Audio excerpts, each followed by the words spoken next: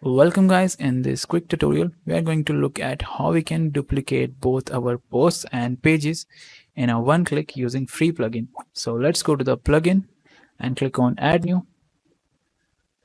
Here search for WP post page clone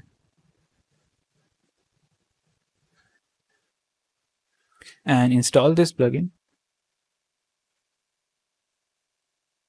and activate. Now you can go to your posts and click on click to clone,